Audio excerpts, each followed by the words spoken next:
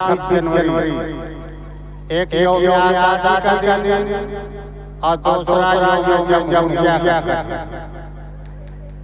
हम लोग मोहल्ला बादूरा जामले लोग सभी लोग यहाँ तशरीफ लाए हैं और इस प्रोग्राम में शिरकत फरमाएं। यौम आज़ादी यूं ही हमारे पास नहीं आई। हिंदुस्तान में बड़े बड़े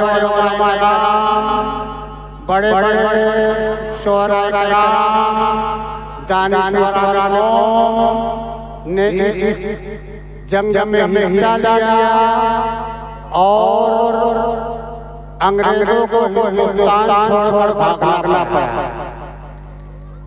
यहाँ तक इस त्योहार को महल्ले में, चौक पे, कस्बा में, शहरों में हर जगह मनाना चाहिए, क्योंकि ये हमारी बहुत नसीबी है कि हम हिंदुस्तान एक आज़ाद हिंदुस्तान पैदा हुए हैं।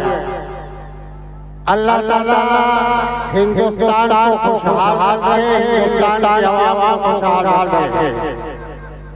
आज़ादी के बाद ये मुल्क कैसे चलेगा, ये मुल्क का दस्तूर क्या होगा, इस मुल्क के रहने वाले के हुकूक क्या होंगे, इसके बाद 1950 में एक कानून बनाया गया जिसको डॉक्टर भीमराव अम्बेडकर ने बनाया कि हिंदुस्तान में जितने भी कौम के बसने वाले हैं, हिंदुस्तान में जितने मज़ाहिब के मानने वाले हैं, सबको एक कानून मुरतब कर दिया गया और उसी के लिहाज से हिंदुस्तान में आज रह रहे हैं।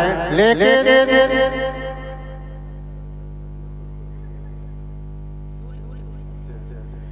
हिंदुस्तान में रह रहे हैं और इसी कानून की पासदारी करते हुए हम जी रहे हैं और बढ़ रहे हैं।